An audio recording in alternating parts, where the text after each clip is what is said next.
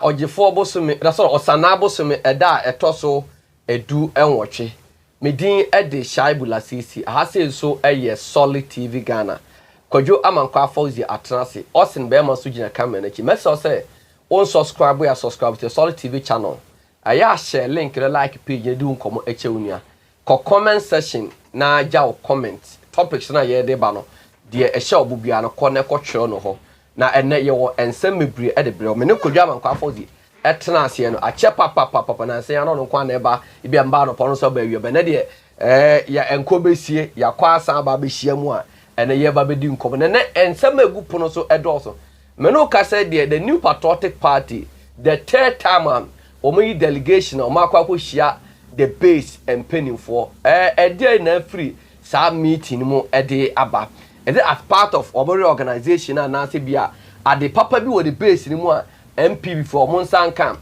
ntimi 2028 and na face no mo be kai say ye ba to about 2024 no one of the issue a dominate ye pa the national cathedral auditor general report that said sika NPP aban ediko wura mu no omo twa Ghana fontre initial no mo say o asase no ana omo class asase no na de aka na asofo no ana nko po mu sika de ba ye say abuo bi kwa free Israel nyame buo bi free Israel bae and then ababe Santa said sika ewura mu no na omo say omo prepare omo to answer questions ya answer sofo Victor kusi boatin akasa say o said adam for the doctor bomana ma me say me the bomana say so omo so mejeli na omo njeli no is it say your time hunu ana say bibi ewo mu plus and gold board for no ehun sense no after your marking so ane ne minority aye press conference omo say gold board for no omo boka na omo de Ghana for ka omo pomumpo ometua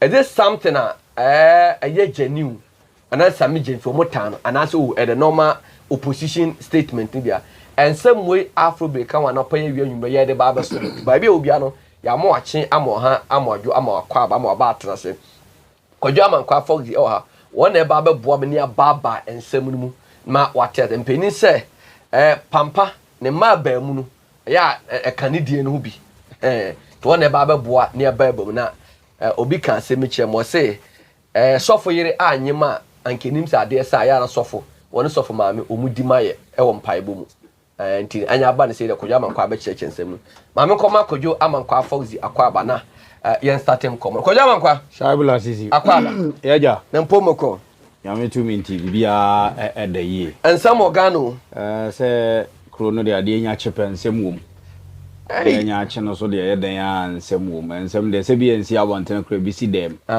normal dem ensem bisi abonten bisi dem ni nya so ensem ensi na de nyede hotel de nya dem ne si so se ni nya so su Ghana etimi si dem ne akotwe de aba abonten but na say ya no before adena sa issues I started a body teacher no and I'm say about police ni bi so and about nurse ni bi so and about Wildbra DJ K and I feel I'm say free san call nurse ni bi so and I chiche mo akwa sabi si hotel so e say the name who is nurse we say dia madam ho so papa and men kan dia agro and men kan ada ma ye very san eh the say madam ho so pa nya dey say bia me new shia baby even not a dem shi wa bontene kra no you have a conversation because me know the reason why I say metwa no ya aba no but the emma enya me hu bebre de say metwa no doesn't come unsenka ye whereby ebi obi na secretly o record wa but when the omo de aba bontene nyina ya say omo an record but as to quite fast ba bontene e bia meaning but say me am share that fa camera see me ho so na me record sa na me tete sa na de no I don't think say me san so afa because me akra me nante me pese me hu mi sunsun nti mpra hen say my ya ade awie na me pese da ache me san hwe biem say e bia say na esi very unfortunate year a sha se a ekoso wo Ghana ha sa na me say ade no so eba etoto so sa di we no foforo be san ba enchenti obi ana no ho so including ya e wa agina obi ana no ho so say e bia who is next. Who is next? I mean, could you video better who is next? Oh, na zane. Sabi ebia ke no mu de no. Na utwaya bi kura na no refi. But to na so much. Na ebia na hotel de bi kura utwaya na refi. Bebre na ho abia na utwai, otwa to ache. Na dwene kura ni so se bia be ba bonte no bo hu an se pia bonte nti no. who knows tomorrow but me hotel ban sa akra no papa ka me si hotel papa so my expose akwa no to niam ni kwan so hu mo sanda ba social media so ka me si wo mo na say ne ma me na akọ fa asem aba na wo baba ya de wo baba ya de a me ba so amode na nim ba social media so mo record ye de asem go for di ngwata asem okrom ha tu ya no de because na unim saa akoda waduru a certain age na ni kwa say wo ye sex a wo mani hunu na man okipro no o ti ase na okay say no so won say ade ba akọ ebi o mbetumi di atete o mo no say akora no bowuram unexpectedly so a mo lock up na kakwa na be oh say na say be wo say be wo kokro no bo no wo afi na wo be lock up no maka cho say wo connection bi wo aye koya aye ngoro ehun nyina ebi wo nika de da ha ba da fu bi o say on there o kwa wa da hati no awuro ne ho awuro ne ntare no asan kro nya kwa de asense so no na dia go uwo ben ye ko tu ko ro ehun nyina de sense o da bi o ya unika esen ha uwie ya no wa hye wa de na da ho it ready to move eje krr ona wo ko no eti bi owura mu no wa anyi say oba be mo o da oba dem na oba ha da no so good da oh yeah ma to yaro waso na say waso na wo ko be nti Ghana no it was a yen internet ni emfa nya de papa dodo na nkwasa asem no do so too much because when your phone when your camera when your internet say fire ade aye ne say me dey record sex video any ade ne ye and baso I said the way Africans no ye ni se je sex ho no medwene ho am ntiase yo enti na ama nduro na dɔso na kotekase aduro na we na betima bu mu ache I say ye fancy sex no say eye japade bi ade kro bi abrabo papa nim no saa ne ma ni ade gigi ani na say be wasɔre wo abrochire o kwa adwuma bi kura America say o call night awo bi e de wo ne ayi a wahyehyɛ wo ho nyina no how are you even going to think about saa ne ma no ade because be ma etua be krom ha ye te Africa ye te sisi ya no ma kon ma ba abrochire say nte saa be ma betua be oba betua be du bi ani abra o kwa kwa ye adwuma den enti enum ye nanfofo bi no wo kora betima di bi aboso me yensa no nkan jada o ko fa no hen because they be oba no time a wo beba fie no onoko okoye adwuma ba ye Africa de ye de tetene ma na na oba kra na yere nse ne mpa ne wadwa na me ba ye mfa aduane nsimo emfa tawru ngu mi kom e da kwase ade ma wi broni be kwa akodo no aduane esi ho na o de tawru abegu ni kunu kom na wakoto mpa na wakodware na o de ahwene abo na isi niema emma ye ntimi develop no e na ya adwene ko so nti na ama sa 6 tape no gba abonten ye betre be advice youth na aban se munyai sa ne ma se ma me ni obi ada ma record o record ade na obenya film there's nothing na obetumi anya dia film so shaibu yen kan kire mabunu no na omunyane yen kan kire aban no light na kakra na pre no we edum na ebesa aba ya de ya menti ase ne se we ya sesi akọ off yi ye timu ya ebesa aba edi ya na eyeden ya ayi ni bi na triple ana so obi na sheda bo ne pre o ha na wasan so I don't get it because on say answer na meka cha say bia me car developer fault no meaning say break it down and am nim dia ye no ntino me economy kwakoye maintenance me wi a me free mechanic shop won me pie it is a light ni ebedum na they should let us know say e bia o fault abani and I say they don't even realize say aba to aswe abusia for kojama kwa for na odi ko osin do flashlight no na ye quote the main topic kojama kwa Saturday na twa mu no the base employing for na receive a delegation from the New Patriotic Party and it was being led by the former member of parliament for Asante Achimnof lawyer and their peer Kubi no mbai no or mobo tai nyina na say he said o my yes a internal survey o say without the base the New Patriotic Party cannot win the election until the SCBA no a card the base from penny for ball and sika o mas penny ya no they are ready to even pay times 3 now recall members back to the New Patriotic Party you see nkomo a edapona so it means a proposal na say petition yeah and then the third delegation almost suma delegation bi mo call almost say base in by almost a base in a car mabu be the base in family no my internal research say without the base in the party cannot win power and almost over here President John Dramani Mahama or existing there's a clear opportunity or NPP timi abo panity na the ashe but one say without the base factor no enya they will meet him win power so they need the base at all costs the last time they made video na guy bo che da akwa me Dr. George Tibunsu eno na succeed and afin so no Dr. Baumia come so sabi shia omo and at this time the lawyer and the appeal could be any some MPs now or man ko instigate the can say Kenufurata must go no or mo and assume so buy no but buy no so them say the pay is paying for so the condition mo say they can only come back if some Matthias say Ken should come and lead the party. They also gave them condition if say almost MP for them Tias and I'm say Ken should come and lead what party? NPP. NPP. At this moment, some moment them condition about. Like what like Ken may running meet. Emma Dr. Bob. Said Ogoji schedule no so Fabro wa moja bra wa say unya. Madam for be also ko schedule so on go for jata. The onche da nwu sa as ye mia ne mene. Nti ono anko chine no mia ne mene. Jata na o yanchi. Na so no de na ba nti na say automatically we say nya de schedule na beba. Well, I don't know. Me hunu ne say it is honorable Kennedy Japan as a person no mu hia no. But they cannot go straight forward and say honorable Kennedy Japan stay in the New Patriotic Party. If in a case say honorable Kennedy Japan are making it clear say I am not joining the base. I'm sure that movement no party no delegating to so my no. Komo be yakran komo nya no e hye dan yin omo bebre sa. But the man honorable Kennedy Japan factor no na problem. There be a mechanical channel where so say the base is honorable Kennedy Japan. Kennedy Japan is the base. Without honorable Kennedy Japan, I'm sure say the base will not function. Sir, be brave, but I am better omunya. I don't think that say as a wood dim common one. Just a would differ honorable, would di base in the front honorable Kennedy Japan. You say delegation now more Kobiano. And I'm adeba ko anuntiama ebia delegation be Kobi more cancer as I say base for no so babon time with that number say Kennedy Japan pro mu di be di animu. Okay.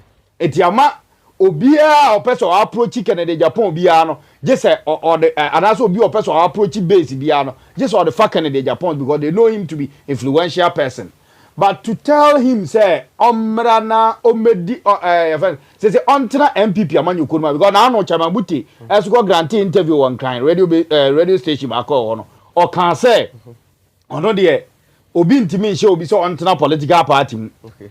It is Kennedy Japan kaso obekwa there's no way they can force him but to onono nko de oba advice honorable Ken say ontra NPP amanyu kunum na ebetumi aboa no ho homo no ye e de man say otena ho a ekebetumi aboa eti wo hwe NPP fo ma didi nkomo ni nyina na dodo na susu say honorable Kennedy Japan de otena NPP amanyu kunum ebeboa but because of say nanseni nkomo bi obedi ye ene atwenye mu a party ni wo mo 2027 ensem bi oso de beba abontini ntino ama ase hu bebre na ba beto NPP. Yes, it is clear say survey ne research bi a obeye ni be dia dance say without Kennedy Japan in NPP there's no way a be clear win e dia ma NPP amanyuko jese omunya honorable Kennedy Japan factor na no there whether opro umpo even Dr. Mahmoud Bawumia himself no cry is aware say Kennedy Japan kaso we free mu ne obe announce no publicly say on tena NPP amanyuko ma the chances of becoming president no ebe difficult ebe in limbo wan hwa on hye dan hunu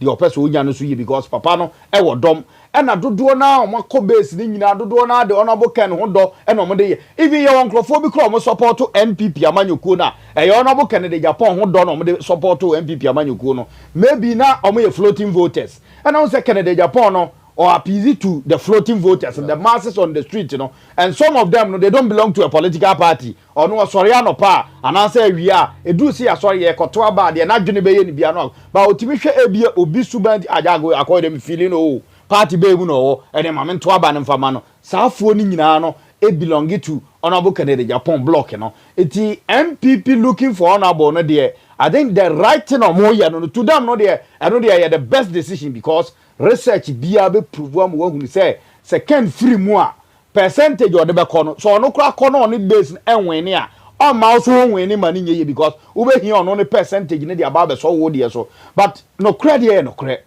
second the Japan na MPP amanyuku num na the base no antimi anya adwuma a be boa NPP bebre because of John Dramani Mahama His Excellency say all free NDC amanyuko on meye the face biem no na omudi nipa foforo ba imagine say ye kwa akoto aba sisi a na honorable Kennedy akompra kwa Japan me de ya asem ko say si omayi Dr. Mahmoud Bawumia as flag bearer no na honorable Kennedy Japan a running mate. I'm sure say he will not even opt for that but me they can't say or your flag your friend say running mate edema NPP amanyuko automatically you can predict. You need not to wait for ABA sofu bi commission ni bi so ba be hye won command san waje atum ube hu say yes ampa NPP betumi adi nkunim ba se si as honorable Kennedy Japan te ne ho e de free NPP amanyuko nu so eno so same way say unhia commission ni so ba be ka che say e be difficult e de ama NPP in 2028 eti anamono mutu no if indeed a free party na kumama.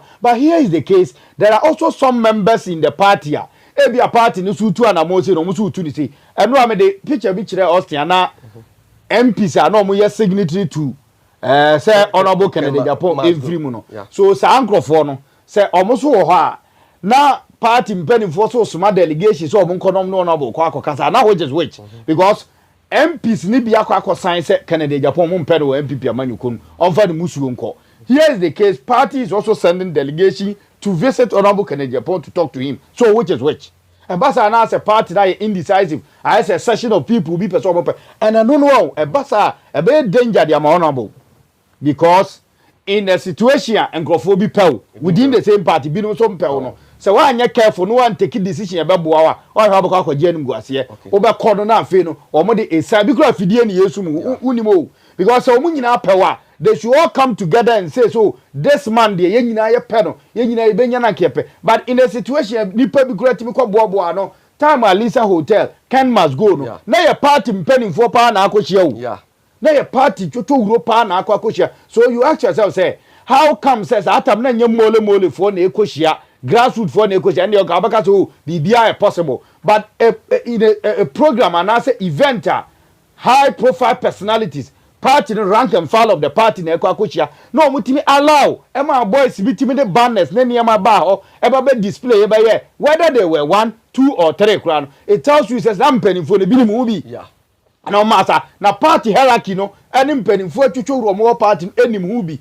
e frese obi mama ye demonstration empty picture just Kennedy Japan ye mpeno a then who is sa MPs na who are these MPs are omono be fa chide so omo kono na abo akwa then they should first go to the neck na oye meeting the other day na nkrofo bo na nko bi so say who brought sa nkrofo no they should be able to tell us why na den nkrofo no ba say neck and as a party mpanimfo no makoche omko meeting no omo nyina aba bankrom so da bi eni mo hey da bi Kennedy dey pen dey then honorable must accept that proposal no but so man to me nya that emuaye na mfa free top what they are then a bear still at top one and crofobia more here honorable Kennedy a compre kwa Japan say akwa to say honorable Boache Jakon the contest our cause wouldn't problem are all facing say or then another yaka Boache Jakon na you want kan want we be na be bisa me ha wadi won tia no be ka kire say or she na na do a year so wan chia no na oni kroma ono so na na do yaka because of coin of us wa so contaminated fuel issue be yeah they almost sacrifice no or say he was misled yes intino one man panyina na oteso ya aka besi ne one ne nkasai ena your friend is saying is excellency John Ajekum Kufuor so no besi ne oye na dwe se okọ aprobo no ontimi nko no wonko kan jense bia because Boache Akoso hunu no so ono so your party panyini when you talk of the founders of the party ono so kan bi intini kwa to Kufuor enti da bi na na se me ba ho be ka che say your friend say me person me contest with me pedigree in the party the formation the genesis of the party I was there one the party about sabi me say on the betima cho dombo dankwa tradition na tie na say me contest I didn't know say me bebu nkoto je be ka che say me kwa ansa na go say me kwa support me ejai me kwa na e ba ne say Dr. Mahmoud Baomi aso na on na ado dankwa Akufo-Addo na nam ni ntino amana kwa problem ti say o face major challenge pa the me ka dey say we ba be wura mu ne say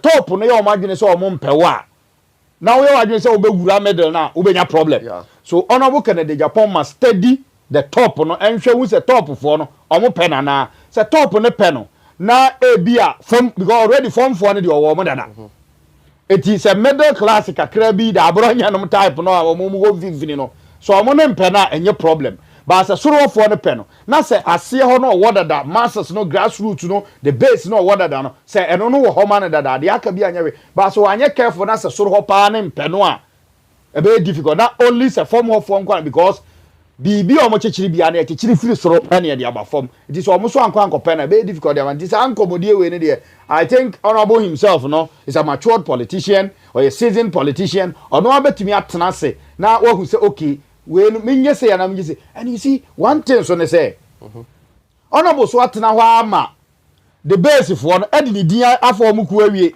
ya te aso ya ma but this of I was say afi de oworo so wo ye den aworo so enye yie enti problems they say pa honorable be faith ni de I think say there be ne but can he go to them people with the base so okay me call NPP back and I say okay I say I want to play active role in the NPP ebi akoje running mate can he bring the base back?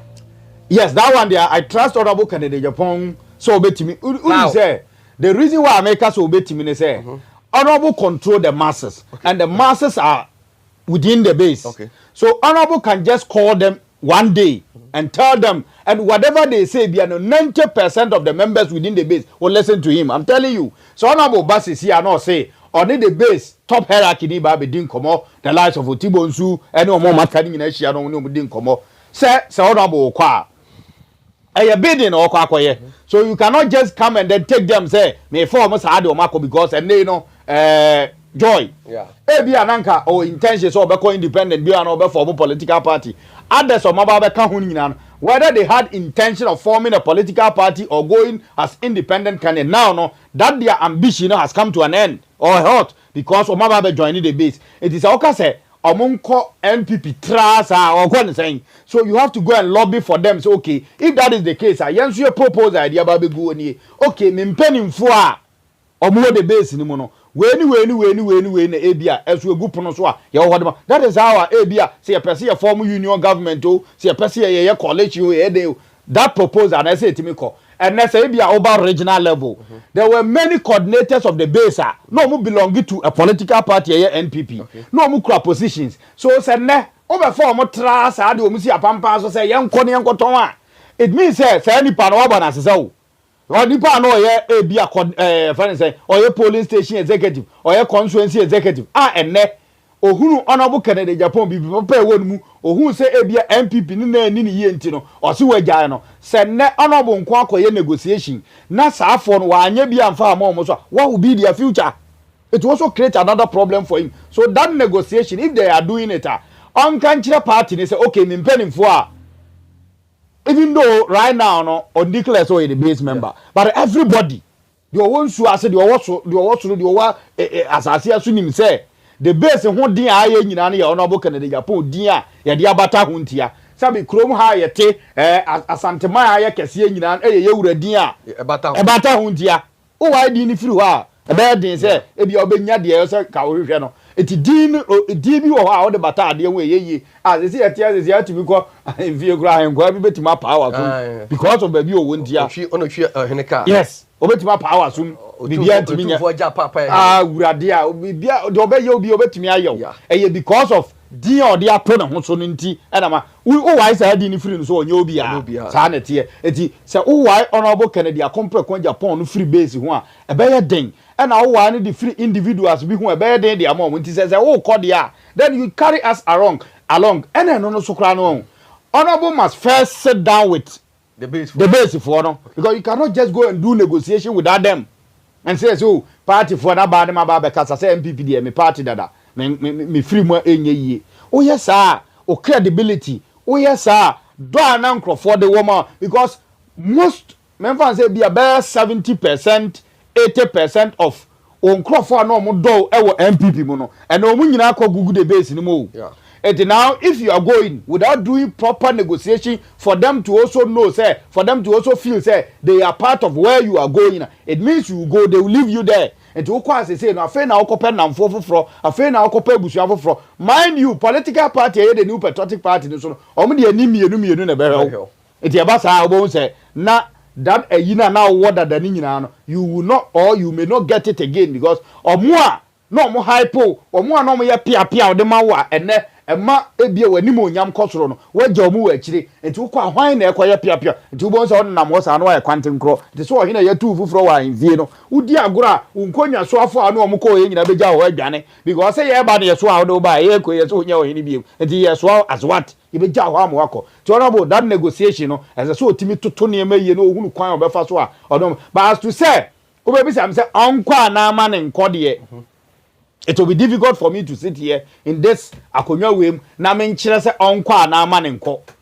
as say or steady say ono aye ne research because politician bia no etna se ye ne research hu so okay contest ya me koi me win ya na me win ebi wo ha research na wa ye ne timi ba mu ebi so wo timi fail but the ye be fail say fail na unim say na me ko no say net ye but system no ne fail me ya na nye problem but in a situation we nim pa say contest ya me koi enye mame na still a we go ahead say nyaminti about to enye nyaminti asem eno de one we put you into danger so honorable should sit down and then on assessing the political party or women see here they do petrol so nyai NPP into that so NPP ba on tenacity no one check it from there odi NPP echi any day na dinimu eye ne say NPP emoa no on check it in between sa near me na ono hunu say no party no metenemu e beboa me ana metenemu emoa me a afi owie so a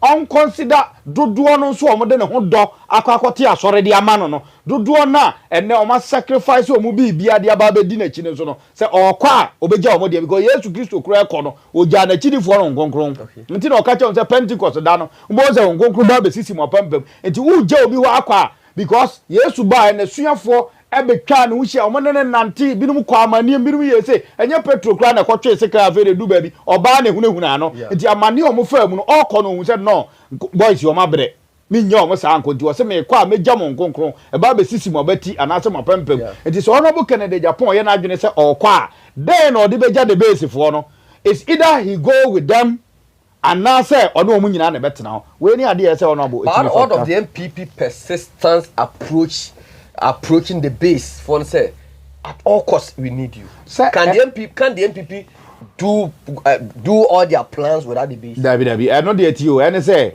and said they were you now you after also where jaware wasa nema ko ka so ba onidi okay they better make kan nyina say NPP nim say the base near NPP and next majority of the members are Oma form the base nyina no from even top hierarchy upa abobo the lives of Otibo nsu a ono na ye confirm by them ma omu nyina no say they were part of NPP whether omu active politicians but they contributed when Dr. Otibo nsu can nsem na ya de na form no say okache say even kete yeah saga mu for no mat no any buta ne niema wo nyina oto ase no mfa command DC no de ma wanya NPP so it means he was part of the NPP and na niema ba ko mienu bi si ye ntino ohu say no NPP amanyuko M1 same as even the last person who is now registered as I talk here ogina so all through the D class or a base member crowd I can tell you say nipa no or your NPP ni enti NPP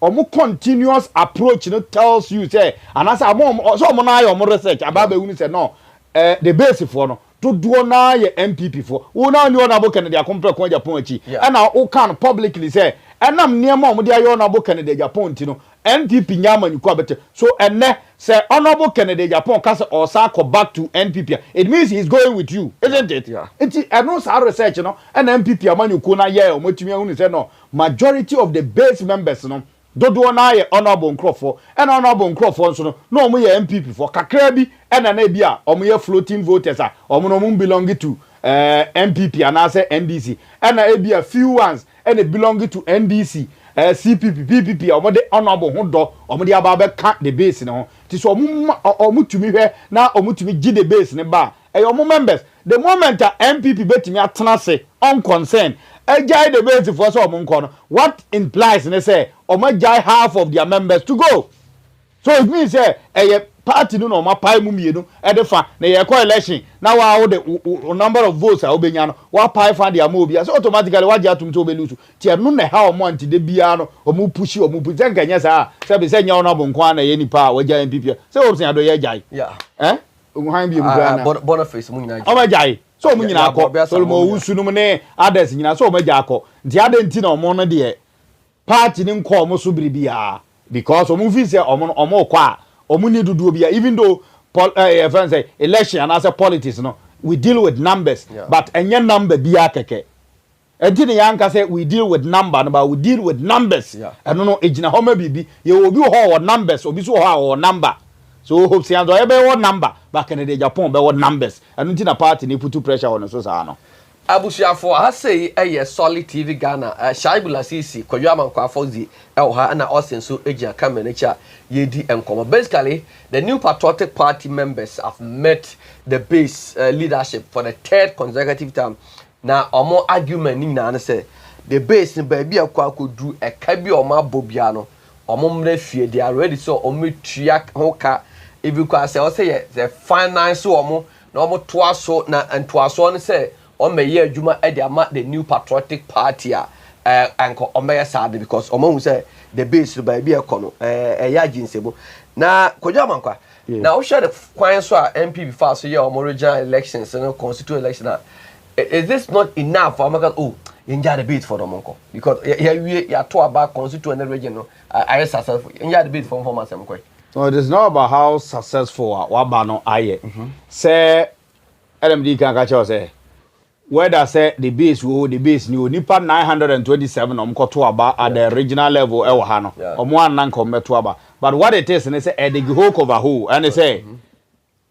Kofo bebre na omo the base ni mu a na nka ombeto sa aba we bi e na omatwe omo ho e na yakofa NPP fo na bisade not say bia yakofa NDC fo na do say ye no e na e bia obi a na oye constituency okura constituency position bi okura polling station position bi e na ye yi ni free mu na na no ajaye no e call the base no e na otimi kwatwe NDC ni di ni be wura mu de it means say your number now ohire and what's abenya number na shemi but here is the case you have failed that gap no with the same party member so it tells you say what lose nkrofo bebre mo ni pattern and a 5 for afrim and a masa this 5 na aka na asa feeling position o meaning say masa lose 5 na it ya no na e dia NPP say how man to move say no they will never allow the base members to go they will not.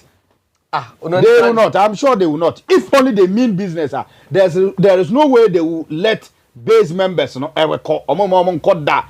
But the base if one so get to so join it back to NPP. They should stick to principles, ideologies. The reason why free muno. But so man to me I must stick it to na so samba back ross adia. It means so cry never continue kakra. You are bibinti a trigger ya ma call at the corner, if the 10 is not resolved or it is not solved, why are you coming? Then it is catch so and wait because they've also stated so many things as to the reason why they are forming a new political party. So if these things are not resolved, that's all say Masako back to baby and I'm a word here. Then you okoye then davo okoye then ti omon check sa na mani nyina hunu no mu so okay and ye call back there ade no ana enye no ya correct no. But there's one thing I can't know, very difficult. Say the base for the condition, but two, one critical condition. I say, and they say, so honorable can lead NPP among you, Kunidia. Maybe at the near future now, but for now, they are not sure that it can be possible. Almost some back to the NPP more, and their party and coach here in Ghana for now, Accra Sports Stadium, I say be a Command Sports Stadium. No one can show so new flag and honorable Kent because. Omo vision said working in Japan to become Ghana's president. Nene sa basa andi no mo de mu abe na ko bo mbedi form so am. I say it's a quite this is also the alpha. Na be na say okra no say yes. Yes man na say mu ha we kra ba say we kra dim nyanza. I'm telling you say yes man now also call back na ko kan sa say we say me call ye no we no mo ka kire me it means o me ka so small for condition conditions say say we no kwa ye nka eno anzo ko ya no aka yo nzo ja me kwa de na anye yie. Don't just go and then tell them the condition of the man. No, say okwa now so akofre it's a party pending for indeed and a somawa. No akwa no money say me call you no. Basic for say you mudwa wa Accra Sports Stadium. Na ya now so say honorable Ken and the new flag bearer for the new patriotic party. I mean, just go and tell them say me call man tias here. Don't go and then men ko say wasem kra yes o mo so ma no kra beka cho so ni nyansa. Na ho na no ufri dem na no hu say ade na me call you no anye yi. Say obasa for the next approach obasa dia kobiuma then you prepare the next approach to go and tell ompeni for so ya ge ko en still anu ase omonti ase ntine ye mpe kwan foforo be fa so be ko ba say obeka ka kire omse be ko omse ye modwane nzamfa we mrande but say the base for so this condition we tudwa then they should openly say omonti ase ye Say be pata baka say ntia say jai hoba da bi say no de ye be ma condition wuntimi the base for the mpanimfo a say be omo de omo ho omo nyi scam free obi ho e na omo ye animdifo on their own so obi the proposal ba say mommra me kan ho then you think say me kwa enye yie me nkwa I am ready for the bebe bia just tell them say me nko okay tana me tie no answer maka cho say me nko ba say obeka kire ne say okay ma me hwe say o de tractor beba meko ana say o de anwia car beba be si ha meko dabi eno no de ba sa na say you too you are not being straightforward let the person know say no political party near person yet we are ready to form a political party in Ghana because say the base for say omo per third omo say nya third force the moment the base for no so be jaya omo be kono their credibility and it is also going to affect the next political party be oba na adwene to obeba okay Ghana for new obi ani bi because all the end say also per the third force because sa duopoly NDC NPP no omo dominated system na che so we need a formidable political party and so ba be gina na se ne ye per optional because now no option akoye say enye NDC ye NPP and then crofo complaining say system no mo ye den ahokira ba krom ha sa crofo kro na no aye complaining say na do tab na ahokira wo krom ha enti wo say John Dramani Mahama so tab ye complaining say ahokira wo krom ha so what we do ni say Mahama mamu de me say no abihia me nipa bi a na me yana hu say Ghana for bebre agimi enti ameka sa an say nipa we wo ye businessman wo ye importer no me nama oka Alanado they said was here best say Ghana pa man you fucking the way they are I'm quoting man you fucking was say Ghana much as say dollar not say how much as your name nyina enra den nra ya me say hu no mama o nyenipa mama nyenipa esi ara mo ya e tira me butu me Ghana so di ara me na say na ma we serious esi abe was o mama o you fucking my papa I like to say Ghana no the nyina mani nua kai say the business as I and no ton hwe cry and ton am say na no keto Ghana man ni nua so okay can say some no okay can say afra na am say but I mean not what I na me peti o mu say you were the same person saying and no say na do say Ghana business nko today too you are saying say John Mahama so say Ghana so what should we do or say the MPP kura why so you see Ghana you know it now what we do ni say we have to go back for MPP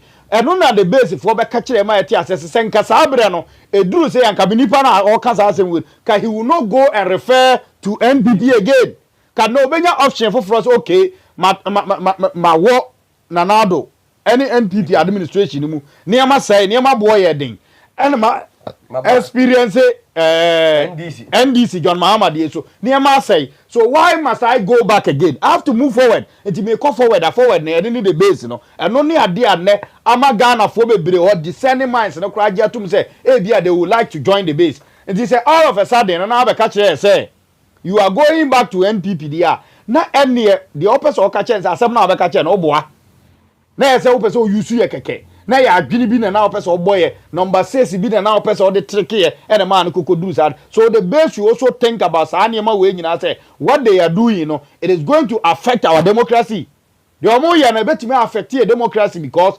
next time bi an so bi ba no so be catch say we are coming to build a third force Ghana for Gaza we yare so the base shouldn't go back they shouldn't go back on condition it should be on the condition MPP need them MPP need them because they are most of them are MPP members. That is how MPP who know MPP who say omunuanom because unya true MPP members are whether radio so or not radio so no mka so the best they see enuanom dan ya enuanom asem na abentia to the more time they see them because most of them who calls on radio most of them who sit on radio to debate with NPP members no so omunim say na omo nyina na political party so they see every base member as MPP member enti omunim so omunua no mokọ akofro but here is the case omunua no so akodi nkomo foforo bi de akire Ghana for say ni enti sa ni nua no okoka asasem je say no otwa U10 na say na Ghana ni be say hunu ni nua it means say osan kra de tro no kra sa badinji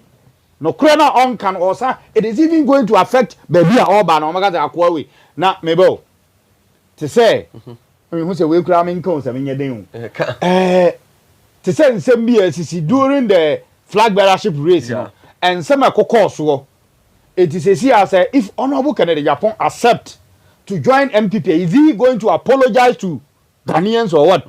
Because maybe there were certain things. Yes. So now you're going to present the liar to us? Yeah. So you have to come back and apologize to us. Say, whether it was a political talk. But Honorable Kennedy is good in doing that. Yeah. Say, office or former. Or pacho. Or pacho.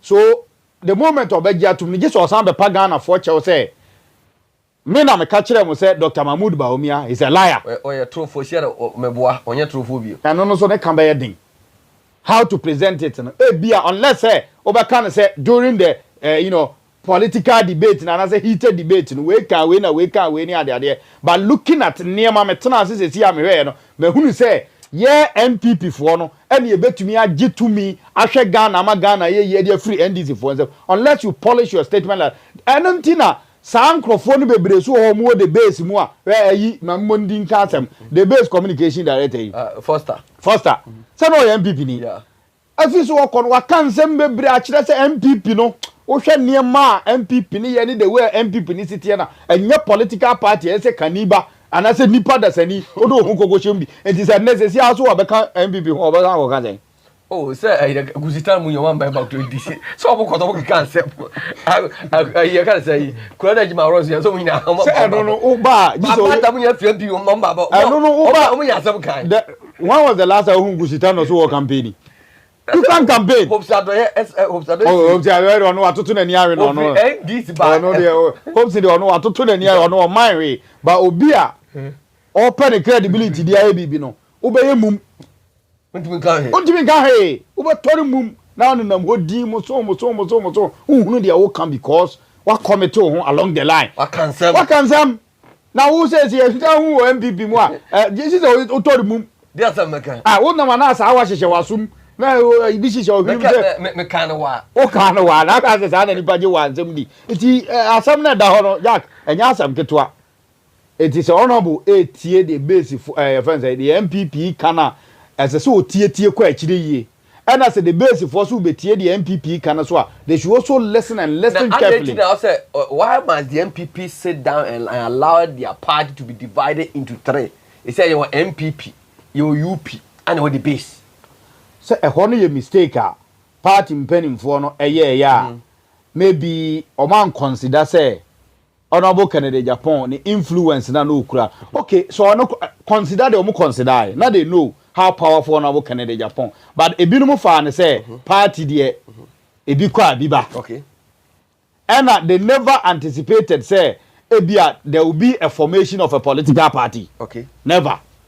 Sadan komuni misadia. Say nay be a fair NPP be a call flag bearership race now. I think that the narrative is very different. Because enya dia ene ya omo hu say political party bi ba ye ba be form ekuo bi no me nye sure say nka ne no sa na ma no betumi asisi but because of say no ade na sie wie nti na ma ne omo keka kasa ansem di jai honorable consider ne ma hodo bibira ansa na ebi obegye ne ma atom awaje atom. That is kojo amankwa fox abusha for ya tenkuja ne ensam ne dos say be bregu ase esi a dia ba beto dwane anyina ne say esi a national cathedral na aya deja esi a utie sika amobɔ na am say close to $97 million ya you say akwa national cathedral ne ensam a beto dwane say we dey a board of trustees of the national cathedral omo ya asofo omo ye nyame nipa nyame adifo a omo bɔ kola kwankwa do bi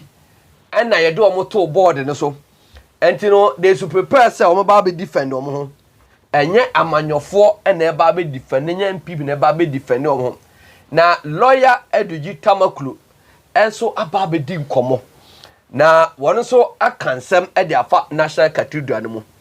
Na obeka ya Reverend Kusi Boatin aba be di nkomo na ne nkomo be di ye ne say won adamfo Dr. Alhaji Mahmoud Bawumia na adamfo ne Samira Bawumia na se omo ye dey a ne namfo no omo na damfo ne omo twede tikura nti omo de metum omo fa no ntum na ensawam ho aye nipa neguo oka sa no andi 2 days and also national cathedral no investigation na start here almost say documentation be ready and check on ba release information and a man for any asofo no wati bi binti no obeka asasem no na yenko tie lawyer Ejudi Chamakuro na ye ba Kwadwo Amankwa Afozi ha ye ba be di sa nkomo no so omanya ye wo mu friendship a crime Abi, any any crime. friendship a crime Sabia, the way what be back to Dr. Mahmoud Baumie and Pipe Bomuni near my hood will be a beman the chances and I brighter. And a moment will say, hey, Papa, a cabinet region fee, war bay, sorry, Papa, Kusi Boatin, war bay, and no by a ship. Welcome. Onka Bamiahona Onya catastrophic defeating. Aye. You are part of the man. What I would say, we are a spiritual advisor. O spiritual advisor or the man. And Monipano, the worst electoral defeat. NPP politician be a receive that.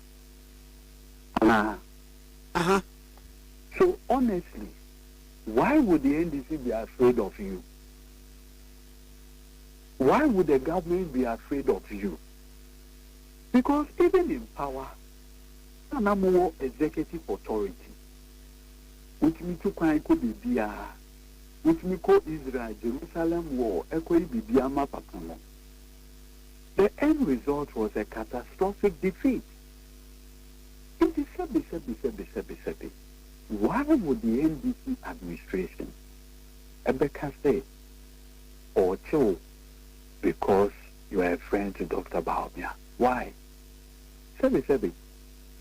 Dr. Mahmoud Baumia, Kwabonebra Papabi, from Deputy Governor Emra Dr. Dufo, a fan of bad Deputy Governor Emra and Papaya Chairman of Council of State under Jerry Rawlings, a crack, the Bank of Ghana, Emra Dr. Polakwa, a buyer, who know and the researcher as the special assistant. In Kakran, President Gubos, and yes, idea. Would you mean you me deputy governor? No be a deputy governor. From deputy governor, no be a running mate, a man anado in 2008. In what was no be a vice president for 8 years. Sebi. We now bishop. No did that. Okra the time men are burden. Oh, any idea a buying Ejuma Edisha Wonsa to manage Adia and another down to say the priority of priorities, the building of the cathedral is one of them. In the Edisha Wonsa. Like the parable of the talent. I think why to Christo or can a parable be tried? Or say, Opinibia no too fine. Na or share that the talent at the man, the servant. But could be talent and na okochu from na or the talent in the share home no catastrophe. No so lawyer Ejudi Chamakuro and our Baba say, Utie Victor Kusi Boatin Nensamo Kanosebi Nyansa Bieni. So was saying a down for Dr. Baumie Begin or say a yasem and the one national cathedral. Now, Mono almost say Omoya software, Omoya board of trustees, and the day Juma Mamo. No Mokofa Kumkuma Bobby Free Israel at the buyer. And tell us Omo Baba accounted for Musti worshipper. Like I said, and no Quayana no. Koyawanka. Tell me so I could share software Victor Kusi Boatin Tipuno. The rocket at down for Dr. Boy, Minister. To me, Jane, no, Jane. I know me who. Now, me name say be a link. Me say be a Mokosrano. Say will be a Uhungrofwa. You are sometimes carried away by situation or honor. So, me name be a say I will be bintin and I ma udis uncle. Now, me name said National Cathedral, Hong Komobi. And then so much university. You see, that National Cathedral issue is unfortunate idea about Ghana. sabe nipa bebre na cassette including myself say na nye priority na say o man you share that attention e focus then ekoho you see building we are nan crofo bebre say you see this edifice crofo bi cassette ya e ba sa na say issue no share dante ye na yen support na say see this issue and as sa edifice we should have and as o man panyin at the time no na so jai dem ba say Christopher say ye kan bom na yesi cathedral eno ho ena sa aban so o city atabi aye cathedral eno so ho but here is the case we combine the two as a aban so o ya de as a individual so o ya de because I got to a point now the explanation about any man be so aban so no de all your friends say land near there support no de ma the aka nyina no the churches you remember say na Captain Smart so I cement bottom you know say the court here because you see individuals churches na ye donation e de ama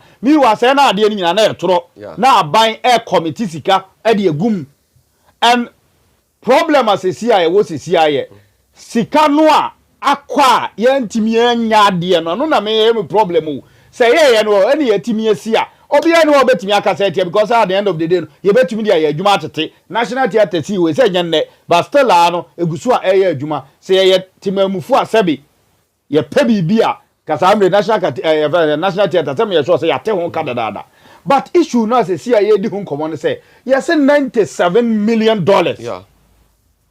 akọ waste abra ye wi ade amena ne ya boto obonka ne ye deda ho anu na say see na say you be worried say investigation should be conducted aban kra wa chewo because and someone NDC aban kan led by Okujeto Ablakwa kan e National Cathedral by now no na say kan audit no across that because before san komodi we be sha say aban unim say the National Cathedral omo lawyer ne friend lawyer Joanna yes lawyer o ababe didi nkomo bebre say wa say aban ni Ghana no mu sa say ni say obie ni ho a sabe wadi bone ewu eno nti na besi enne omo akoye investigation ba no mu say bone bi anim nti no o maka sha enya ma abonte no until recently any ete ho asem say National Cathedral no o mama auditing firm Deloitte fo akoye nhwehwemu aba be hu say no say sika course ho any sika ye tua and even before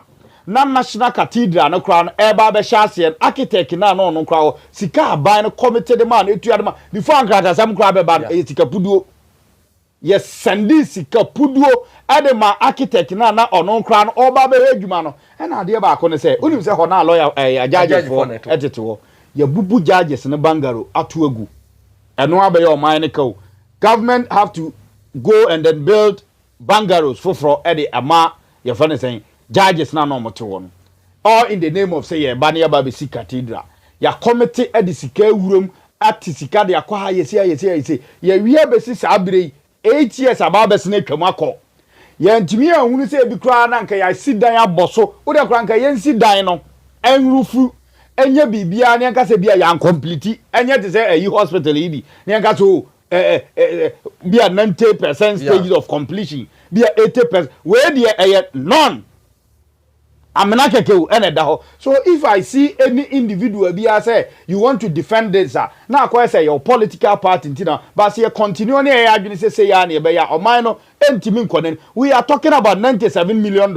Also say you defend the end so at the end cost Minister of Felix Kwacho for Subeka say the Lord for audit firm no be yenhwehwemu no wie no mo kire say papa na ni din edit David Ajayi and associate ono na architect edit eyinima no before ono kra e ba dwumadie no ho na wa ba say oba na watimi aba behwe no wa hyase no abai committee no ho etua sika 113,040,540 million Ghana cedi any etua de man first architect now oba say oba no draw heaven plan no na ba be draw ene kran sa atam ne yesi yen share dan ne sign contract bia ene e committee si ga no ska we na heaven plan oba draw na unim ade ba ko a ehu o mu ne say papa no so anase sa say David no enso be kire say sika o receive ye no was not up to that amount no sika ban so mo tua man ban so tua de man no sika na oje ye na enu sa de se wie ye no na shortage of 4,934,091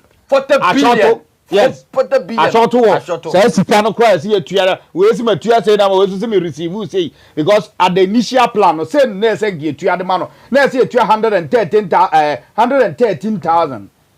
And then say get etua. Ba ye see ewie ye no. Ye ko tua 117,000. And the man no. So meaning say na there was cut of 4 million plus na that so.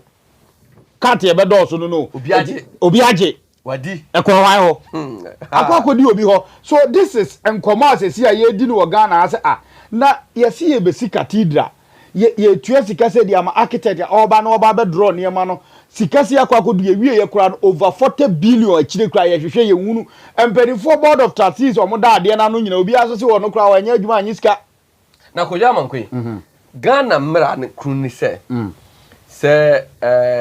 omampeni bi free su na wadi boni bi na ma 3 years twoma wuntimi mfa ne nkokọ na do wadi say na do fi say 3 years mba but national cathedral project ne de na do ade na do influence President John Dramani Mahama woni end o menche na do as simple as ABCD because me antena ho emma 3 years ne mpa 3 years ni ndu ne nka say emra da ho say nipa ne bedi omampeni na wantima investigate after 3 years on fa no nkodi we national obia wunim se Yakufo na ko share ne bo na we kwan ya sika ne bi fa finance ministry ko ya se na nye to me bi se omampeni to me ya anga sika se mu ntimi nko that's why rather nado is it the reason why crowd na be that thing be possible no say tie o kind report no be bi o say records from the office of the president shows that 113 million Ghana City was paid to the lead architectural firm,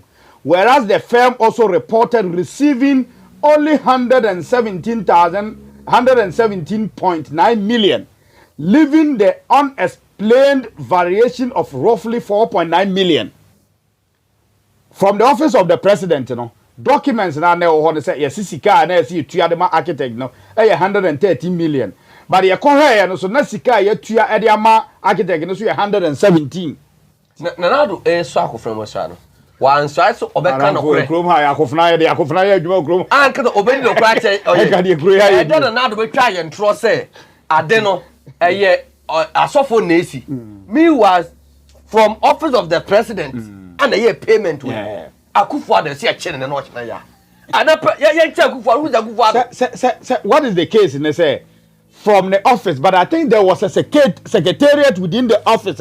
They were in charge of the friends in National Cathedral. So some microphone na say who say because of say President D can make promises say unknown ABC Cathedral the amount mine. Etini anim say the who say Cathedral no the amount hon some na bebre say it was a promise from the president. Ofura come to Ghana. She kujama let's be honest with ourselves. She me cancer the law for the home. He said sika e close to 100 million. $100 million kojamanka. Ade sika obetment to vi say wa ba be kan che se mo na mo clear asase. Ma anya hwe bi. Dia kaya sofo na eye. Na kojamanka. O mine sika $97 million. Etimi akodi ade amo say enye parliament approve any budget support. Kojamanka to humanity.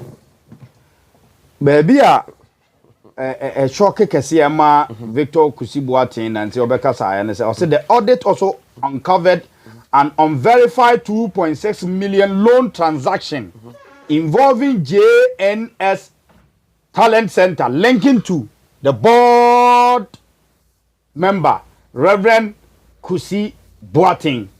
What is that? Audit no report on me can't say. The audit uncovered that an unverified 2.6 million loan transaction involving JNS Talent Center Limited linked to board member Reverend Kusibuating repaid with project fund without a formal loan agreement. Additionally, rental payment of $3,000 per month for a board secretary's apartment were disbursed without formal verbal approval. I reckon sika almost had man loan no mu. Say enunti na unze duru ba bi o mka say sofo no no wate say credit union ze den na odeje loan di free ade na nkasa sika na nkasa ye de ye pro enti am say sika no and to say Sankophobia Cadiato, and ye day treasury bill, see a day to say Sikana Muno, not board members, Nibi. Ya Bob Papa di woman. No mono sa the business wa de without obia notice. And as to say o JS can ko betu anase ontua na no ho. And no achi so ye say apartment na no motim no na omotua $3,000. And apartment why apartment? Ni baby kro omkokotena I say board members no enso no tio. I say additionally rental payment of $3,000 per month for board secretary's apartment were disbursed. Board secretary baby are not no na month bi otua $3,000. $3,000. Say papa 300 million. Say papa na secretary. Papa. We talk with you what? Na secretary. Secretary. Kujama nkwa. One na secretary. Check if say board of trustees no one na secretary. So how the mama mo bi e dey no anso say secretary. Ti wa na eza ko check na huni pa no he secretary say board of trustees e wo the national secretary no nti Ghana na benya yi no oh na za be asofo for your project asofo mponi o how do you blame the politician ya mini pa no mu nyina de mo age crusade no mu ne de it tells you say system na nyeboko very very difficult ti e bia no na papa na hunu a wo hu say nyema bi a hyase e ba nti se ne no se koba se BBC a na yanko kasa bia wadi bone na emum your time because of say na damfo me that statement that when it was quite unfortunate statement because you praising Dr. Mahmoud Baomi and there wow dia say na wada and it is good he was not trying to be a hypocrite so wadamfo no be let people know say he's my friend and yes say bia ene ya oni power ntina obe power no ntia hono dia me bo Reverend Kusibu Aten abaso papa say otimi gitum say indeed Dr. Mahmoud Baomi and Adamfo. But we shouldn't make it look like say enewudi bone na ebia emrane uba bedi because of say Adamfo ni obi nti na emrane ni wudi. Emra doesn't know Adamfo, which we established that one say yenyi anu free was say ne me Adamfo ne mampanyini na se medi bone a ma yempenti picture ne so because of say Adamfo ne mampanyini na mampanyini ho ya hinti ene ye pese ye prosecute me no we should do away with that near we say ampani because we are talking about $97 million waste and you can say do you know what $97 million can do even when we take $97 million the ba so am interchange no be tumi awie be me ye baby afa and na nsuo to akoso am interchange na te as a baller so atechem agenda 111 ebetima complete and nese we hospital sika say na aka say de corner complete we are talking about money wasted say ye na money no akom no I am not talking about the money I push the euro I am talking about the resource nya if we push 97 million and the company nya resource you put to edifice na dey sure even cry ya nwie na dey do level I don't have any problem but if we sit here near be catch say you the such an amount of money they come Sikana Westi, ye 200 and something million. Edi ama ye architect. Ononkwa jite ye wie na be 4 point something million. And so ayira. Because Sikana tu ye 213. Nipa so ko receive 117. Ti tuya ma ne bro so. Why na sa 4.9 no e ko ne ho. These are questions I ye bisa. So say court ye do gina mranim. Now you are able to defend yourself. Then you say apartment are now timuno. Now to $3,000. $3,000 is saying. No, send a dollar near. For 10 cedi per quarter, 30,000 a month. 300 million a month. You grow as a you grow as a saying. That what heaven a partner. What you are dying 300 million. But some of us hey, simple. Aden and because sofuna down for the doctor Baomi nipa be gare wa na say na nipa no aduane ma nipa ye dem you see sa ne ma we na makro no ntimi nkosoro no because obi anya kwan de nse wuro o man sika ma odidi nyafunya so you ask yourself say the na lawyer Eduji Tamaklo obi san say wo na ye osika are you sure say obebo asore correction no na wo de akwa high dan de amawa asore secretary say onko tena ba bi na bosumi otua 300 million. Nobody would do that. But because the money wasn't coming from their pocket, the money was coming from a buy, they were just wasting the money just like that. And these are software. Kojama nkwa. Samsa na mense otabe munya oso mujane jane. Danka William munya no oso. Edu the we man bag apa. We man bag apa. We na punu we bio. Reverend Kusibu Aten on say menini bewu. Menini bewu. Say dey no dey. E go to asofo ni nya jane Reverend Kuti Boate baby no man who say no baby ade na ye na afi na oba be kase na madam fun Dr. Bawumia me de share President John Dramani Mahama. Let us be honest with you. Oba so oba be research o man no and part of research o man no say no crepa say $97 million ayira o national cathedral and na adan kwaku for the question ne bo sika omutua na parliament ratification bia nim budget bia nam so ekwan na adoma kwan ma ne finance minister release ka ko na ado 3 years ma chino na ado amamo fun na obuchi Ghana for chino he the first time nya do mampani edikogia court na ebono na okacha ma wuntumi ho a obi aba be di president oba set up enka President John Dramani Mahama enka wo ebe ko his book mi say wa be bu o man ni ye na uko Korea mo ne China mo a obi di just even 1 cent ne wo kire be che no na o man ye ni sika ye de bo se kire o man no na $97 million ye sha asofo akodi in the name of national cathedral na obi be ka che say na danfo Dr. Bawumia nti ne ye tata no boni be na wadanfo Dr. Bawumia ene kai ka chairman sabonsu nya kentata mo ho na danfo Dr. Bawumia chairman sabonsu na mo ya asofo e go to point sa asofo we na ye so 2 passport e bia dinko software si ko hwere ko si nyame asori dan ma no na wakwa bie savings and loan company ese me bobosia me jibosia awi sika pansam na be jaka se and madam for the Dr. Bawumia nti and yes asim na me no when a bar said asofo ni journal fees no na wo fit okuti wa na to ere and also nyane to fees wo ni sika bia ya to mo fa ebo from Israel ba na mo de so you see na de na nkasa na minim ade potia na mo pese o mo kire because se na ye dan na mo pese mu si aso me hu se ye se akofa bo de free Israel e de aba se ye de ba be ye se twa so bo se ye de be do na mu na Israel for mo to mo na mu se lose focus da when ye bo work up hu Israel for mu da da ben na hu Israel work up bi mu da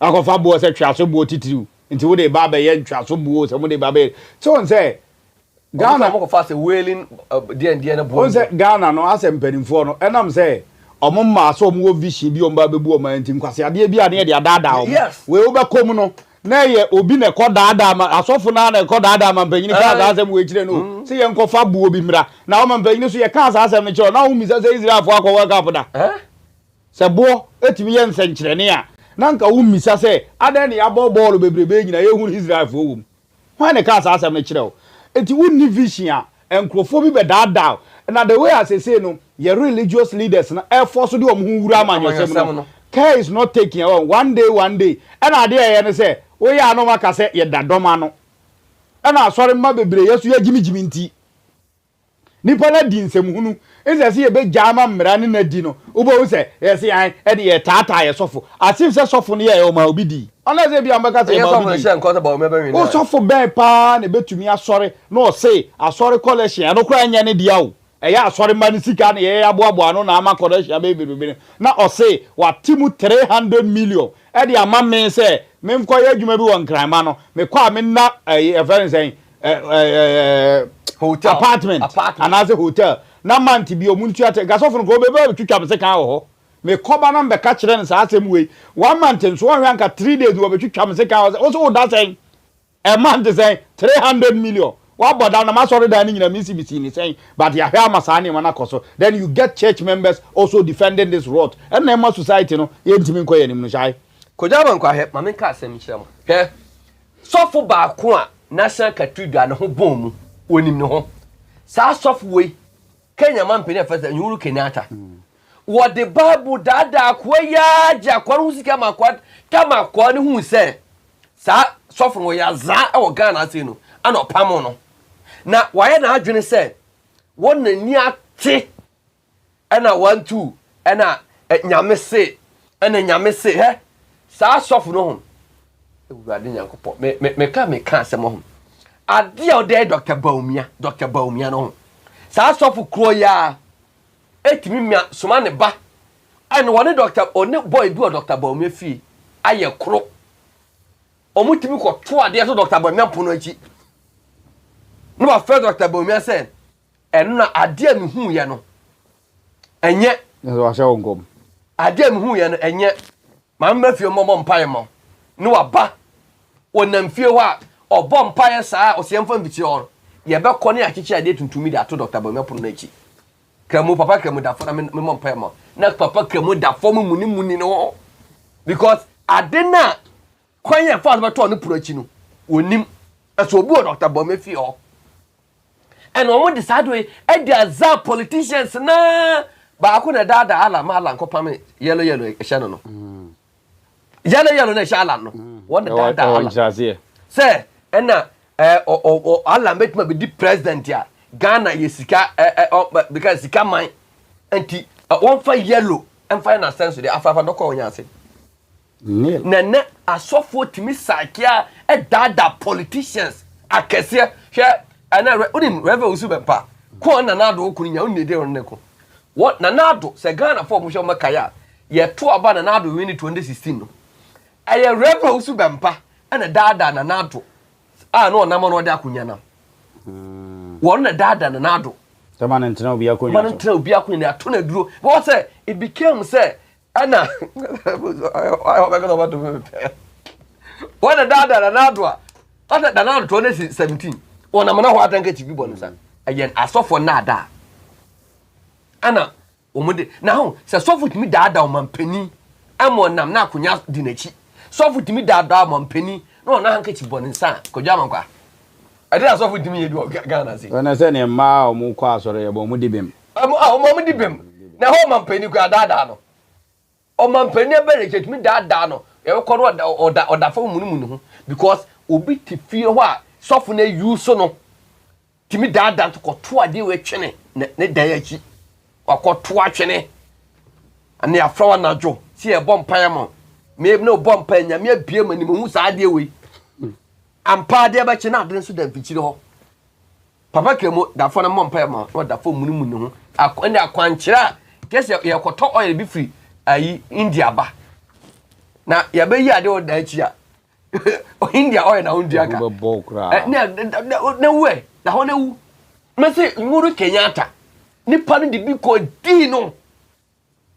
dada no jeni wuzika nyina na ya be call elections a oba no ba she Uhuru Kenyatta se oba nwene wa sa ko she na opponent se oba nwene secretly to wa ba nwene bi odam na se atie me no mi e paade na matima ba on chama ka oba nwene ma ya kwankyere na masa ko wo masa ko ba wini o wini am se me dem ba ko ba wini o wini am dem se na makwanche no o wini am dem makwanche no ana mo sad na se cathedral expose mo na me say hwe ye person ma we yia se Reverend Otabel men so pastor men so Otabel so we this kana ye nchintum se kusi boatin se wan o this kana nchinu sofu bia o ye involved ye nchinu included na nado omo nchi omo na en serve at a deal ka Ghana nyo hiama you na koyama kwa sa ensusumpidie wo ntwetwe da wei tese $97 million west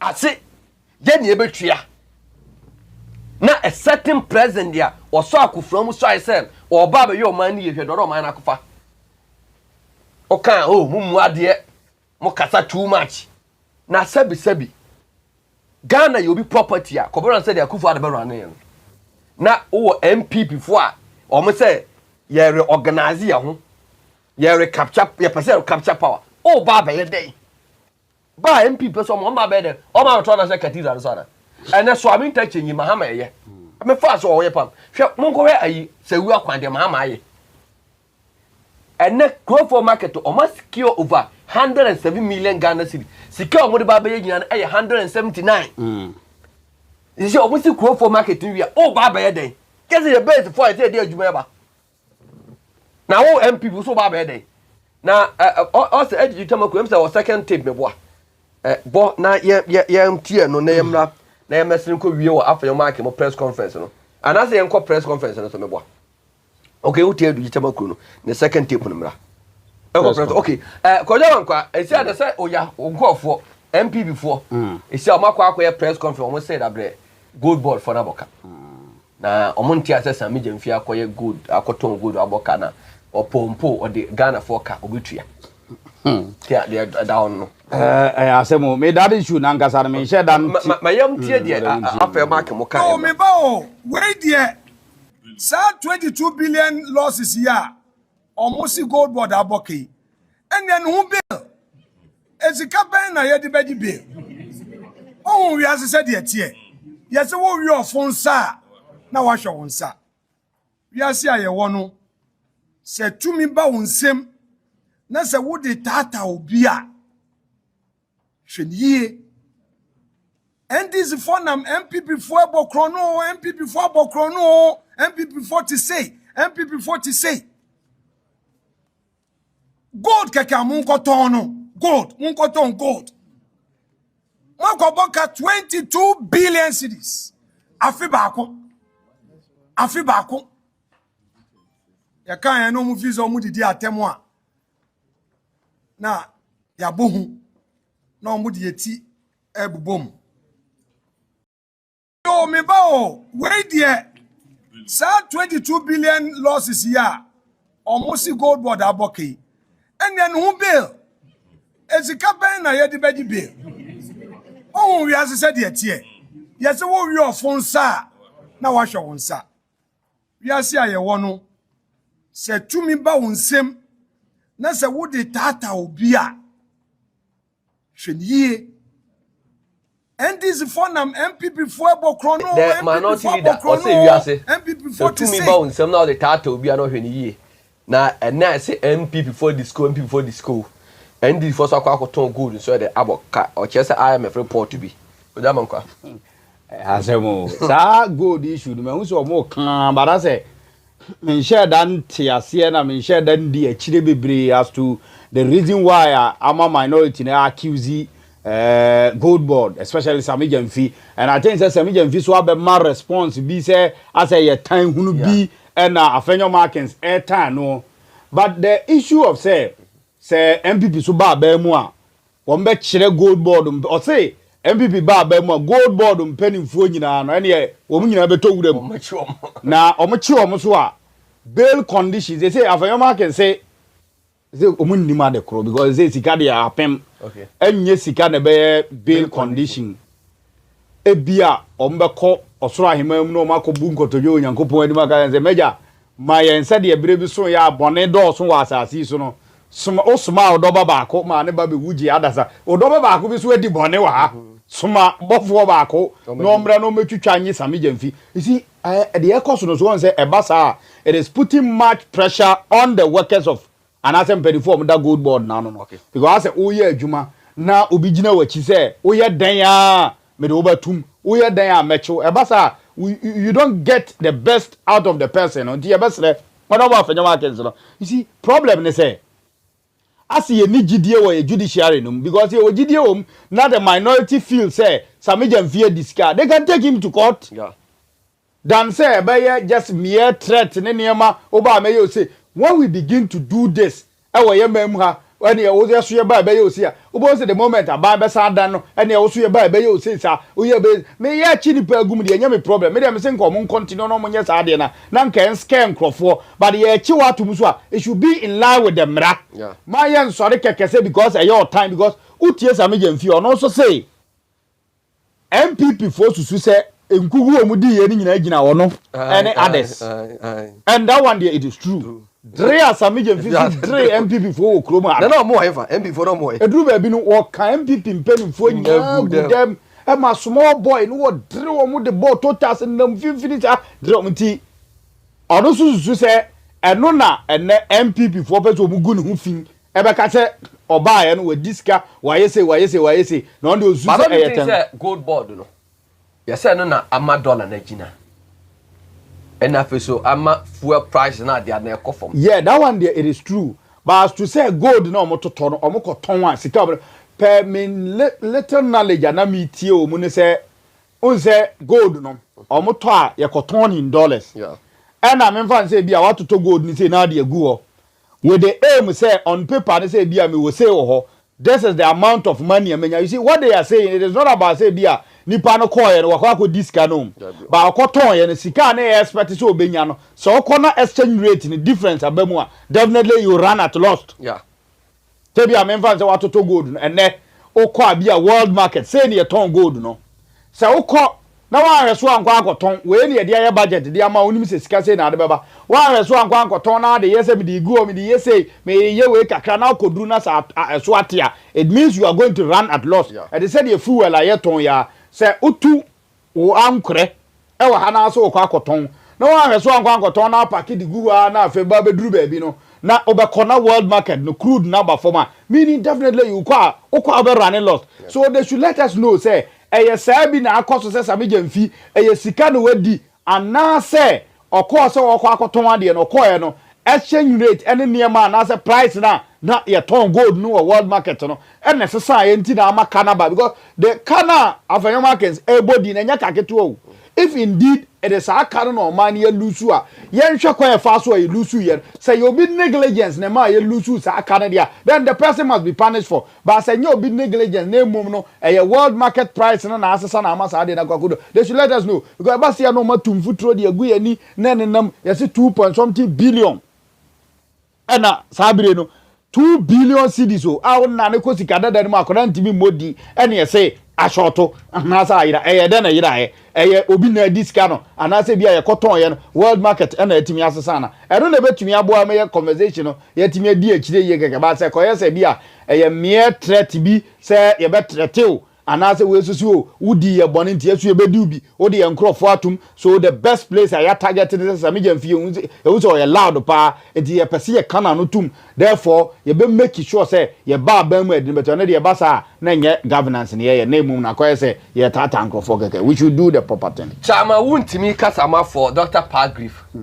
was say wuntumi obe context o mefa form o me make sure say o menya ma for endorse na omo endorse wi a e kira na omo call for bail no so omo nsa anka bail na either say in some prisons omo release wuntumi ama wuntumi akọ vetting our party headquarters anya sanso a was said the 9-member vetting committee no also omo konsa won na omo vet chama wuntumi wo ho kwa na adwene mo na adwene bo mana na adwene mo se na was agosa keka we out to kaka the tibo mana there is hunu no chama no, let's be serious in this country let's be serious that's also okay ara wo nye serious ara David na asema okeka kan say wuntumi dam still on bako akofa forms de amano omo fa forms mani wi a ye be release no aba vetting o yare ana no ye nye serious o masa ye di nkoma na mama ya serious o man chechire na no na free NPP shishe mebo NPP shishe mu ana so constitution ankasa mu no bibi wo mu sa say so bi da fiase still like any essa na tie dia ye won krofo bebira ko so mu contest polling station ese nko mu contest constituency bi o manya asem o makodam ye ko ma mo forms wo mo fele dia asem na wo be kan ka dia cheza na maza if o mu wa ho de bi ani ti na no papa ye de sen Joe Wise ebe ka che say vigil no mu ye na candle hunu no mko so ye no so mu wa energy bia no a they should channel that energy no emfa nko boa the legal team no na the legal team na ntimi nko na omuntimi nko secure bail anase bi omunko review na chama wuntumi ntimi nya ne hunni eno mom na hia ba say ba be gina kanka just to say something for us to know say e bia say say my way na for say my way wono an be kodi ba omi achi a odi America be ka say ba omi anya ni papa o say be di kan na chi ja no me mfa na say serious bia ma but bonan say omo pe chairman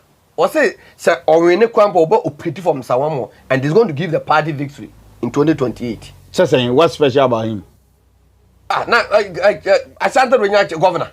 What is so special about him? Say they believe say Chama want to be a political prisoner. Says who? And your party general secretary. And I'm say and why they believe say Chama want to be the fiasia obetime the national chairman we fiase I secure victory the NPP. Says who? That's what I'm say a political prisoner. No, we a political prisoner now no say asamato and adamu ho nipa bi obe suggest say ya ma Chama want to be forms e we fiase no contest number me hu the person kire what doesn't make sense. Koja wan kwetio o se nyame bo ochena omo ko secure for bail like say bi omo sabeka na omo nsa anka kwan omo fa so omo ye vetting no and as simple as ABCD na me pesa bibisa say NPP manifesto no mu no friend say omo constitution mu no wo mu say any guidelines omo dey abay omo dey conducting national elections no he na wo mu so omo event ni bi o prison. So you are a political prisoner. Whether you are a political prisoner or you are one prisoner, you are still a prisoner. There's a prisoner attached to whatever adjective. Kwame Nkrumah ye prisoner ko man for. Kwame Nkrumah ye prisoner no. Na ye to abana dada wo. Okay. Abanu gusu ana ekoso no. Ene ye chi Kwame Nkrumah ko tumo. Na nye se Kwame Nkrumah, you see you should get it right. Na nye se Kwame Nkrumah da fie, da fie ase. Ene ye be ma na be contest bi, but no all contest bi dada. Ene true that ne ye chi no. Ene ye kokoto aba te se de e bia ekwadonko de ni bi esi ye no. Won se ye koto aba no wadi kai bibi awie dada. Ene owu ye. Enti ye koba se ni din na da so paper no so. Sai bi na Kwame Nkrumah issue ni ti. So Kwame Nkrumah case ne wuntumi case no. Enye the same. Well, here is the case. Yeah, baba kwa bato so. Ena wonu wadi Kenya issue dada. We free system no mako. Enti nyese bia nanka wuntumi. Se na wuntumi afa forms dada. Ena o ma convert yen wie. Ena o demu dia. Then they can argue from that point say still ano. They should allow him to contest. Okay. Now obi o demu dia. Ena sa na tie dia anti nam say yenkwo nsewam. Yenkwo hwehwe NPP fo ano mo ho nyina. Na ebinum so potential yifo ano mpeso mo contest regional elections yi ana constituency elections. I don't know dey yan forms anko mo so mo contest. Sanke ka hunu we ni sa na me. You see bompire say ochina na mo kope musiki for bail no. Emre mu mfama.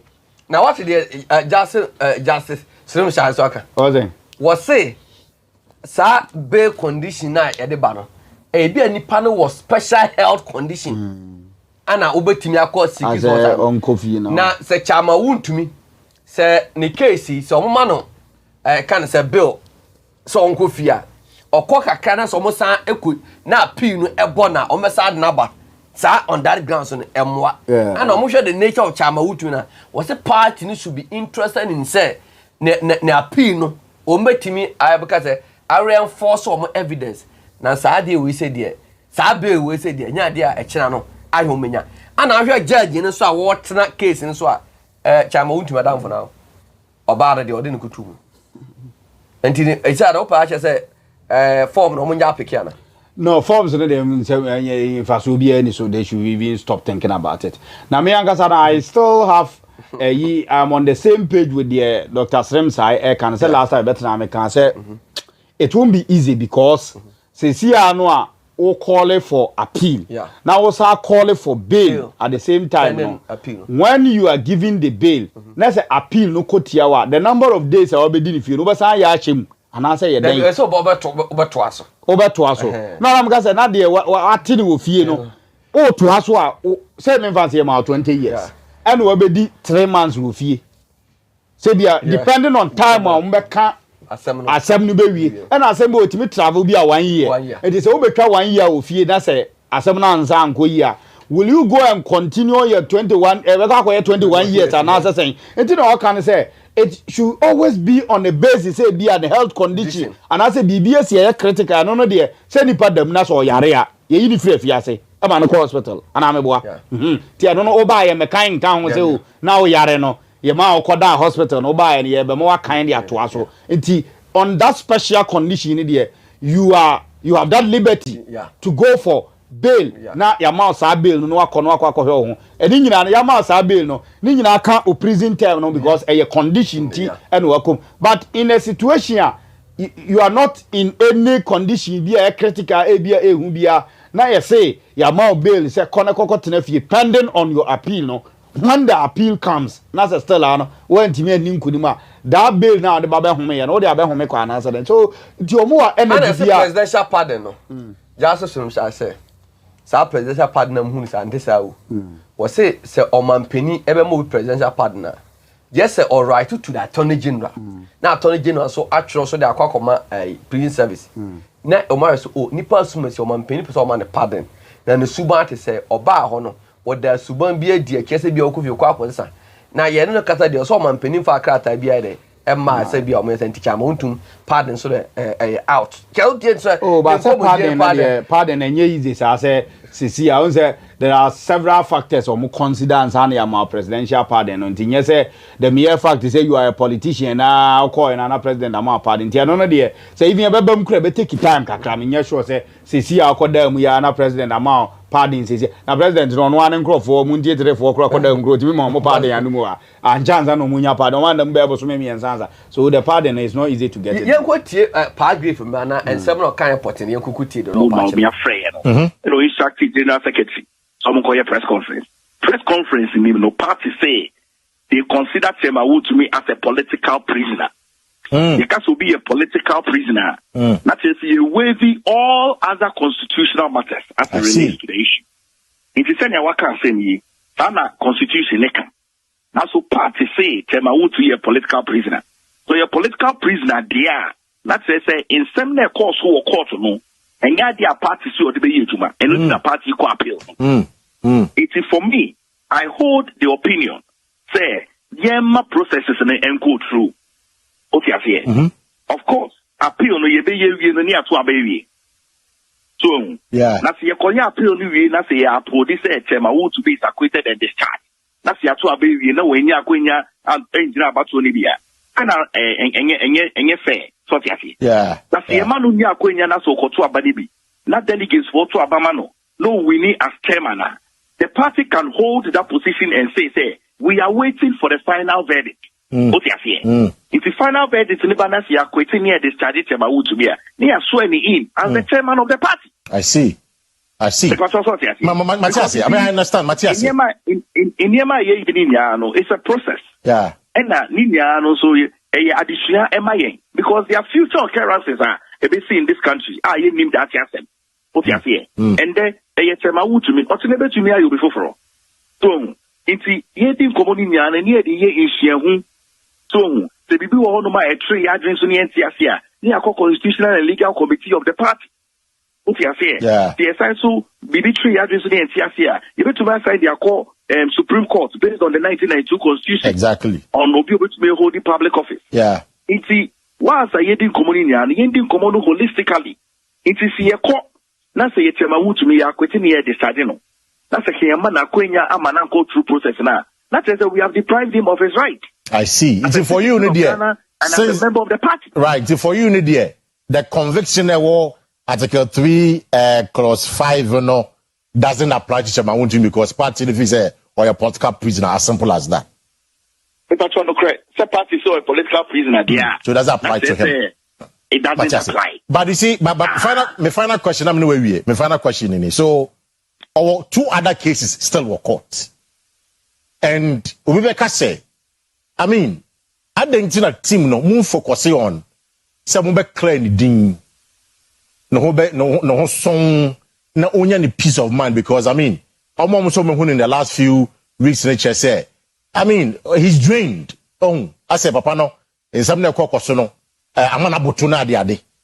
Why don't you focus on say be clear in the ding na court in some saying we free ho than I mean going through this political process say my chairman na fe or be chairman na 2 other cases be all court. So you have a chairman who be going to court almost every now and then. And it quite destabilizes the NPP's agenda going to 2028 because onya sa mindset no vision no to prosecute on your agenda to win the 2028 election. Mo makasa no mo ya adwene doc. But inaccurate. It's say mood ma me afraid no. You know instructed general secretary. Someone call your press conference. Press conference. And toss monwa sa kotu article war yeah MPP mo emma obia odamu kwan but he's basing na yini gina so say party na beka so ye political prisoner nti sa article na entimenwe no na no says who obia me kan sa asem no and asem na o keka kana me nhye dan hunu ade apagri person o kan I say just want to put something airwaves mu na ya discuss so we we a o person o kire say MPP have the men no so without Chemawu to me no obia ni hobiji now who akra na nim say Chemawu to me ebe contest on ebe win regional chairman ono nkwa nne o say no you obia ote akonwa no so that say nei oye na oye current and I say no oye certain regional chairman no dia obetumi aka so ono na tie akonwa so that ntino bibi a party ni decision oye bia na say ye involve no and I ka kire no ba obia owe fiase na party ni kwa akoto aba say see now say chenchina say nipa na na he's talking from a point to say bia is just full soldier the mark and everything. Chama to mean all kinds of answers. Yes, I'm not sure. Say, even NPP as a political party will even let that process, take place. They will never. Okay, that's it. For that is the Kojo Amankwa Foxy and our ten in Kana. Mamma, this birthday wish in free home. Mamma for a happy birthday, Emma, Mammy Beatrice Mandria, Beatrice Mandria. A belated happy birthday to Beatrice Mandria. Nyankopon yo kese Oma Nkwatenten Oma Wiepa na enuna your birthday. And once again, a belated happy birthday enkoma Beatrice Dria, Beatrice Mandria. Nyankopon anyo kese from Omame Onana Auntie Becky ana fesuno Omame Sister Abigail ana soa modamu nyina almost say omo happy birthday. Yeah, call Austin Bema and the Jan camera. Kojo Amankwa Foxy so tenika. Midin the Shaibul as he say. Nyame bo china. You better share near the adefo Eddie Abril. Mood ma me afraid. You know, he's acting general secretary. Someone call your press conference. Press conference in no party say they consider Temawu to me as a political prisoner. He can be a political prisoner. That is, he waiving all other constitutional matters as it relates to the issue.